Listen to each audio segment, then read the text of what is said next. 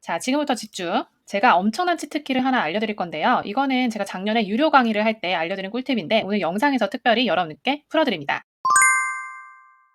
제가 아는 투자자분이 1년 만에 꼬마 빌딩으로 벌었어요. 10억 넣고 10억 번 거거든요. 이분이 양도세를 얼마 냈을까요? 양도세로 무려 5억을 납부했습니다. 피눈물 나죠? 만약 같은 기간 동안 법인으로 투자했다면 세금을 양도세가 아닌 법인세를 2억만 납부하면 됩니다. 이게 투자 한 번으로 벌어진 차이인데 10년이 쌓이면 어떻게 될까요? 같은 조건으로 가정한다면 개인은 5억을 10년을 하면 얼마죠? 50억이죠. 하지만 법인은 법인세 2억을 10년 납부한다고 하면 10억입니다. 이게 얼마나 차이 나는 거죠? 무려 30억 차이네요. 정말 어마어마한 차이죠. 개인으로 꼬마 빌딩 투자하면 정부와 공동 투자를 한다는 말이 괜히 나온 게 아닙니다. 그래서 준비한 영상. 부동산 투자할 때 꼭 부동산 법인을 설립해야 하는 분들을 딱 집어드리고 그분들이 언제 부동산 법인을 설립해야 하는지 최고의 타이밍과 무조건 주의해야 할 점 3가지까지 담았습니다. 오늘 영상 끝까지 보시면 부동산 법인에 대한 여러분들의 모든 고민과 문제점이 한 번에 해결될 거예요.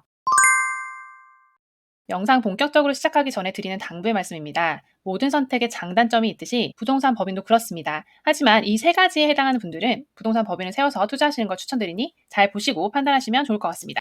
일회성이 아니라 부동산 투자를 하고 싶은 분들. 두 번째는 깨내고 싶은 분들.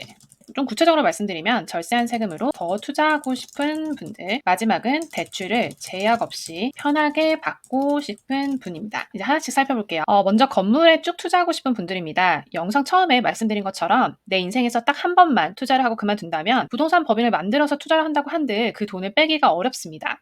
배당이든 급여든 폐업이든 모든 돈에는 세금이 붙으니까요. 하지만 계속 건물에 투자하고 싶은 분들은 투자를 하는 또 다른 부캐를 세운다고 생각하시면 됩니다. 그게 바로 법인입니다. 이 부캐로 처음부터 계속 투자를 한다면 첫 번째 투자에서 나온 수익으로 두 번째 건물을 살 수 있게 되는 거죠. 그렇게 한 10년 동안 투자를 하면 영상 초반에서 비교한 것처럼 개인으로 투자했을 때 납부해야 하는 세금 30%씩을 우리는 투자금으로 활용할 수 있는 거죠. 이게 2, 30년 길어지면 그 효과는 정말 엄청납니다. 그래서 법인 투자는 돈을 뺀다고 생각하지 마시고 그 돈으로 더 투자할 수 있다고 접근하시는 게 좋습니다. 그럼 대출은 어떨까요? 대출도 부동산 법인의 장점이 명확합니다. 보통 법인이 개인보다 대출이 훨씬 잘 나와요. 들어보셨을 분들도 있을 텐데 RTI라는 제도가 있습니다. 간단히 말씀드리면 내 건물에서 임대 수익으로 대출 이자를 낼 수 있는지를 확인하는 거예요. 그러면 개인은 대출 한도가 낮을 수밖에 없어요. 왜냐하면 요즘은 금리가 높고 임대 수익이 낮거든요. 참고로 지금은 연말이 되면서 신규 대출이 잘 안 나가는데 한 달 전까지만 해도 잔금 대출 신규 금리가 보통 법인 기준으로 4% 초중반이었어요. 근데 제가 지난 영상에서 말씀드린 것처럼 S급 매물들의 임대 수익률이 비강남권 기준으로 3% 후반에서 4% 초반 정도거든요. 그러니까 대출 이자보다 더 낮죠.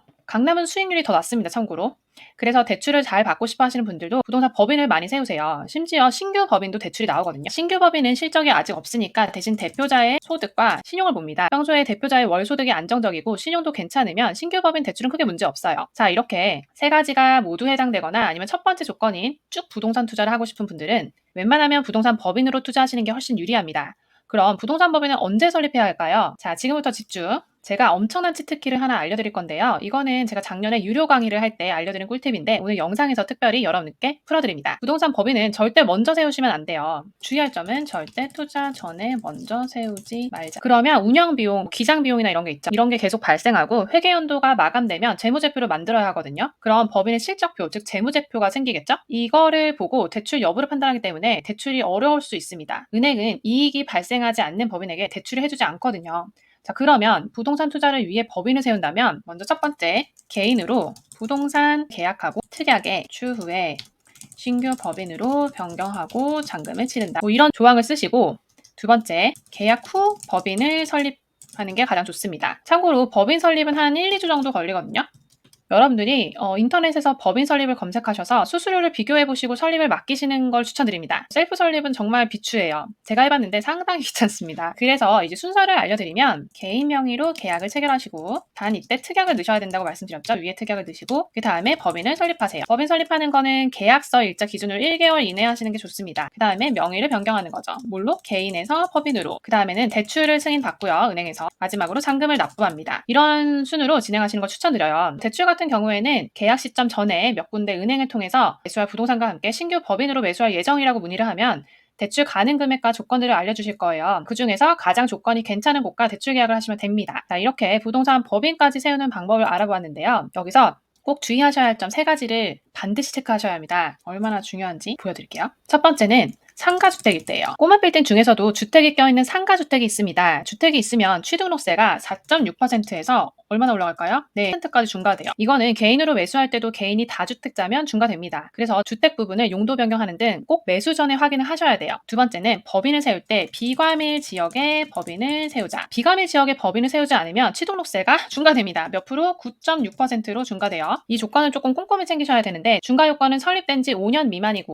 이게 세 가지 조건이 다 맞아야 되거든요. 그리고 과밀 억제권역 내에 본점이 있고 본점이 뭐예요? 그냥 처음에 여러분들이 설립하는 게 본점이에요. 그리고 과밀 억제권역 내에 부동산을 취득하는 거예요. 예를 들어 볼게요. 우리가 지금 설립했어요. 그럼 5년 미만이죠. 그리고 서울에 본점이 있어요. 물론 서울에 뭐 구로 이런 데는 비과밀 지역이긴 한데 강남에 본점이 있다고 할게요. 그리고 강남에 있는 빌딩을 사. 그럼 100% 9.6% 중과됩니다. 그래서 주의하셔야 돼요. 비과밀 지역을 찾아서 거기에 법인을 세우셔야지 이렇게 중과가 안 됩니다. 마지막 세 번째는 법인 설립할 때 자본금을 좀 주의하셔야 되는데 꼬마 빌딩 투자금만큼 자본금을 설립하지 마세요. 이게 무슨 말이냐면 여러분이 10억짜리 꼬마 빌딩을 살 건데 5억을 내 돈을 넣을 예정이에요. 그렇다고 자본금을 5억을 넣는 분들이 계세요. 그러면 나중에 돈 빼기가 정말 힘듭니다. 자본금은 좀 작게 하고 나머지는 내 투자금을 법인에게 빌려주는 걸로 하시는 게 좋아요. 그러니까 내가 5억을 투자할 예정이라면 5억으로 자본금 하지 마시고 자본금은 좀 작게 하고 나머지는 내 투자금을 법인에게 빌려주는 걸로 하시는 게 가장 좋습니다. 이거는 빌려준 돈이니까 나중에 내 투자금을 가져오기가 훨씬 수월하거든요. 여러분들이 급전이 필요하실 수도 있으니까.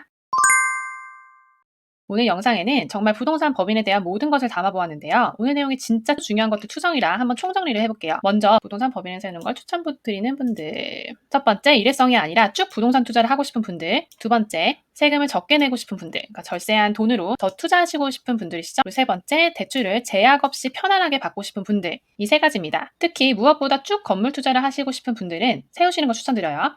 그리고 언제 설립하는 게 베스트다. 부동산 설립의 베스트 타이밍. 네, 빌딩 계약을 하고 세우시는 거예요. 이게 진짜 치트키죠. 그리고 마지막으로 꼭 주의할 점 세 가지는 이거 모르시면 돈을 더 내니까 첫 번째는 상가주택일 때는 주택인 부분을 해소하자. 그리고 비과밀 지역에 법인을 세우자. 마지막으로 자본금 주의하자. 이렇게입니다. 이번 컨텐츠는 정말 어디에도 한 번에 담지 않은 내용들이 한가득하니까 여러분들이 이해되실 때까지 보시는 거 추천드려요. 보시다가 궁금하신 점은 언제든지 댓글로 문의해 주시고요. 이 밖에도 더 엄청난 꼬마 빌딩 투자에 대한 모든 꿀팁은 꼬마 빌딩 캐시넛을 구독하면 지금 바로 보실 수 있습니다. 그럼 오늘도 영상 시청해 주셔서 감사합니다. 행복한 하루 되세요.